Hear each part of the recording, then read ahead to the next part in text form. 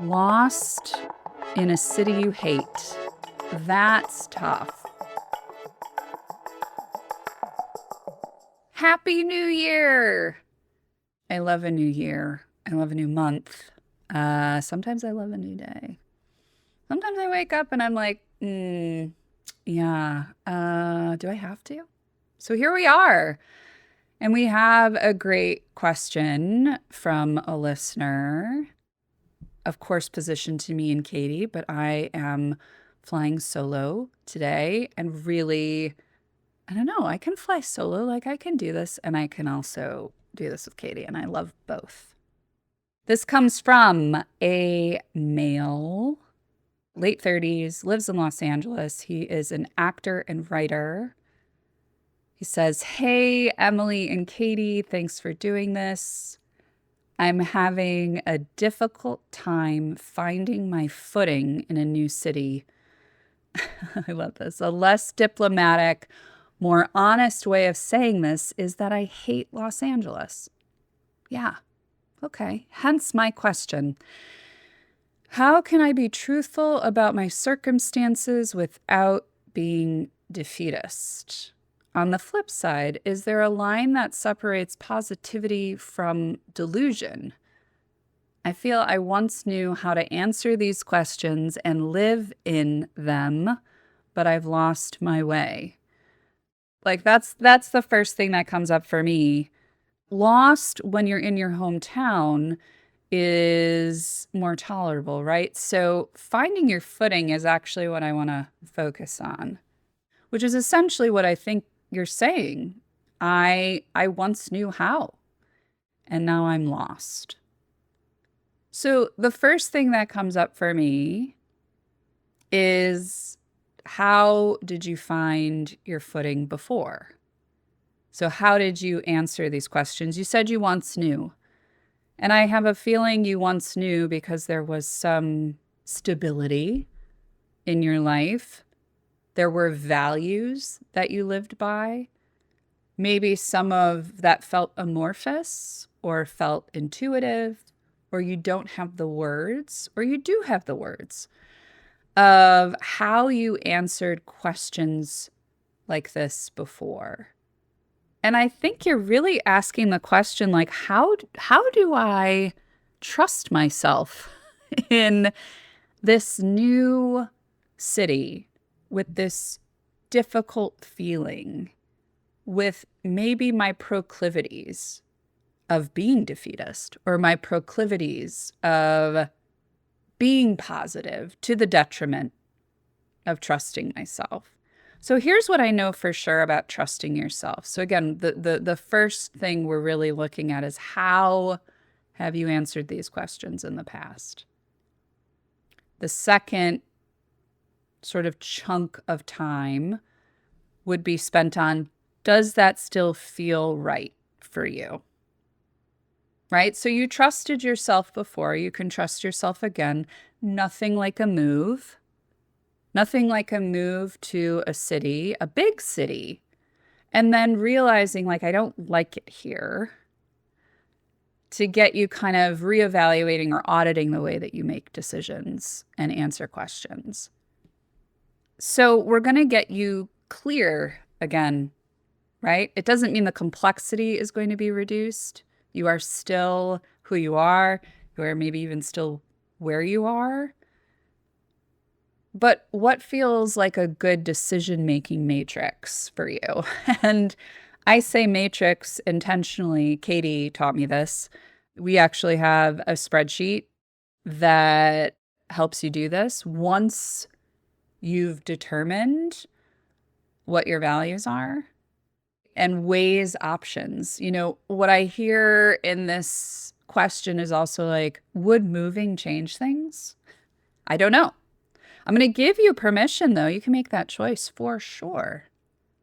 I realize in your profession, being an actor and a writer and being in Los Angeles, and again, this is just my story about your story from knowing and loving people who have moved to Los Angeles for their career, to be in the industry. I can imagine, right, that when you hate it, gosh, a lot comes up, right? do I need to move? Do I need to change professions? Before we get to that, I'm going to say you can, and maybe you will. But after you've answered, at least to the best of your ability, with some help, I would say, from someone who can look at this a little bit more objectively, whether that's a therapist or a coach or someone who can just hold the space for you to think about it so that you don't beat yourself up too much. That's really what it is. Once you've sort of answered, right, like, this is how I've answered these types of questions before, that decision-making matrix is still relevant for me. My values are still the same, or my values have changed, and now this is what it is. Working with someone to kind of weigh the options is going to be an exercise that helps you trust yourself. So that's really, for me, what this is about. Can I trust, right, to be truthful? I don't like it here. I hate it here. And be hopeful. Can you hate Los Angeles and be hopeful about Los Angeles? Right? And only you can answer that question. I think the thing that comes up for me is, let's just work with the word hate. I think behind the words here, there's judgment. When you say, I hate something, people have a real reaction to it. It's one of those words that we move away from. So less diplomatic. You said it. More honest. I hate it. I wrote down the definition of hate: an intense or passionate dislike. Okay. But the second part, it's the opposite of love. And I have a feeling, to pick up and move, you didn't have this in mind. You weren't thinking like, I'm going to move and I'm going to hate it. So I love that you're saying what's true for you. I hate it here, you know? There's also, I think, a petulance that people assign to the word hate, and a fear that people assign to the word hate. Hate is not sustainable. I'm sure there's a number of platitudes. But I want to focus on hate and offer, could it be hate and some other things? A couple words I wrote down: lonely.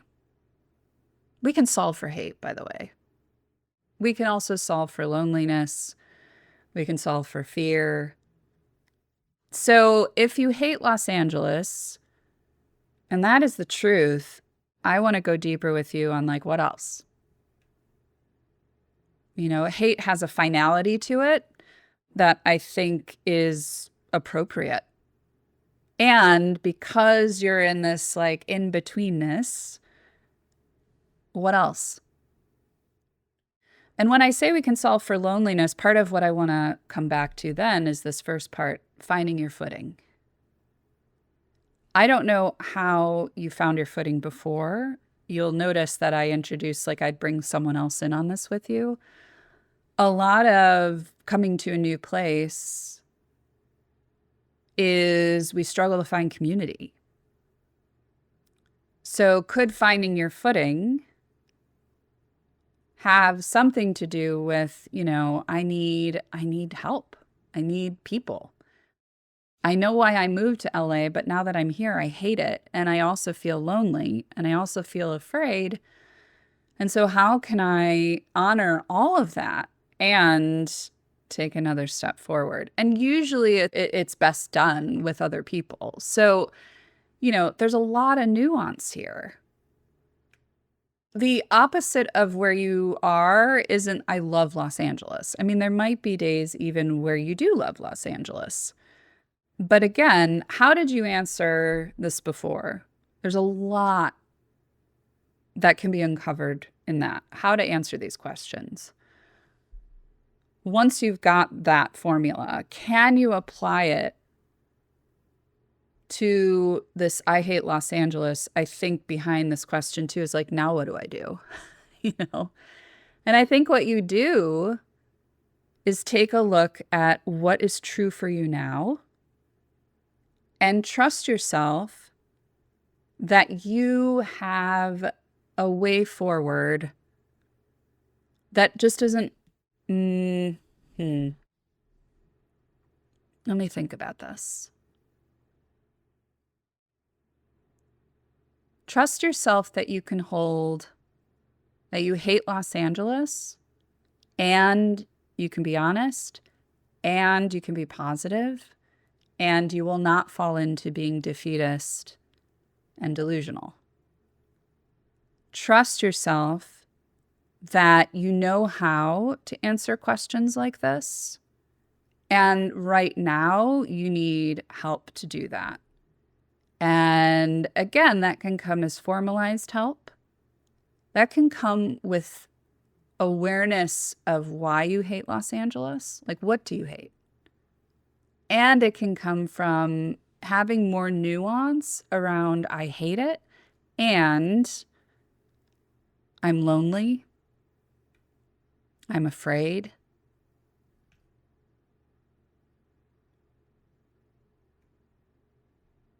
Part of me wants to say, because of your profession, what part does Los Angeles play in the story of your life? Is Los Angeles going to be a counterpoint, a nemesis? How can you work with Los Angeles as a character and then build all the nuance of that character? It's a city, right? It's a group of people. It's a group of organizations. It has its own culture. It is the second largest city in the country. It has incredible diversity. It is the hub of the entertainment industry. It's all of those things, right? What does it mean to you? Can you hate it and live within it? And are those confines something you can work with? I think really evoking what value you assign to Los Angeles is a good way to sort of have a third part to this, to the answer to this question. So I once knew how. This is how. Doing a little bit of reflection and excavating. Does that still fit for me? Or do I need to update it? So when I say this is a decision-making matrix of sorts, what I'm really saying is, like, are my values still the same? And depending on the answer there, okay, what am I going to do now? What it was like, what happened, what it's like now. So now I hate it.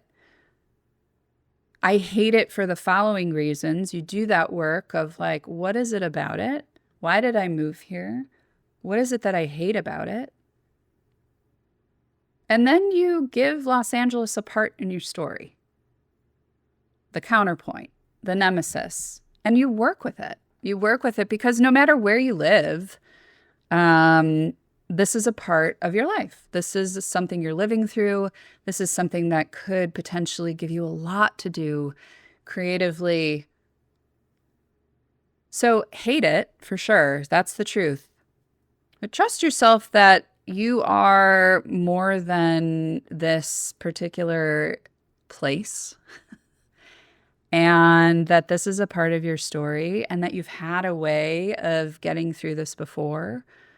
And now you're figuring out, what is the way that I'm going to get through it now? Get through the nuance, get through the discomfort. My prediction is you're going to do it with other people. And you need your people. And so who are those people going to be? Maybe there's a group that's like, IHateLosAngeles.org. And yet here we are. I think, and I'll just say this as I close, like, as a coach, I'm very critical of my field. I'm also a mental health clinician, which is where I feel less critical. But part of our responsibility as, thinking and feeling beings is to interrogate and to be curious and to ask why, And I think you're doing that. And I think you're not alone. I know you're not alone. So I say go out there and be like, I hate Los Angeles. Here's why. What do you think? You know? How are you experiencing it? Whew.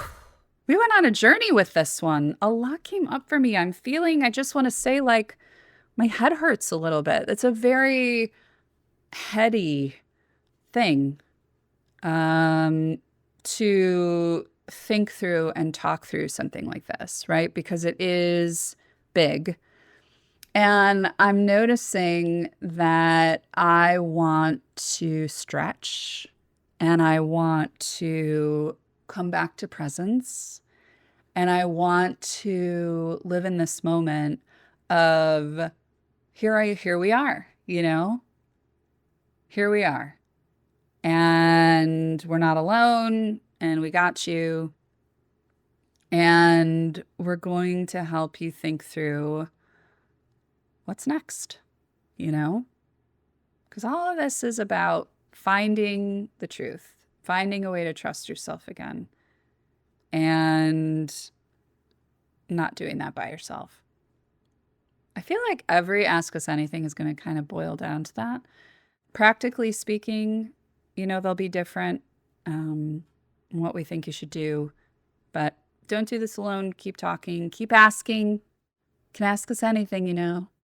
I hope this was helpful. I hope something I said was helpful. I was so excited to answer this question, and then I got to it, and I was like, this is a really tough one to give a clear-cut answer to. Because there's so much in it that needs attention. So much in it that needs attention.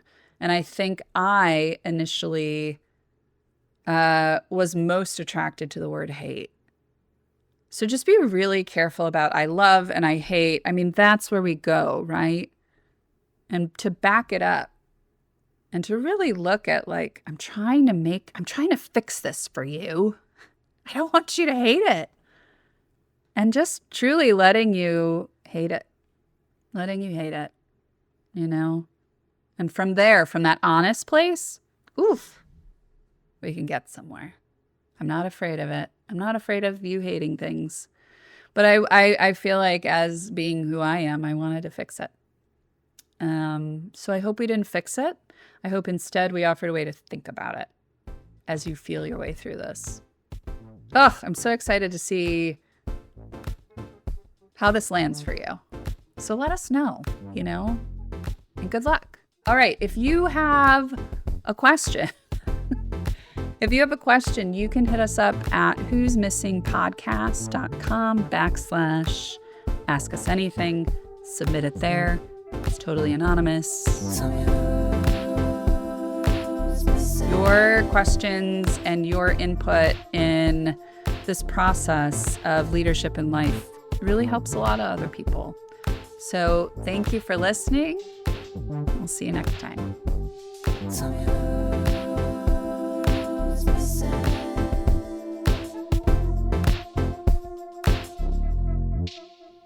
Can ask us anything, you know.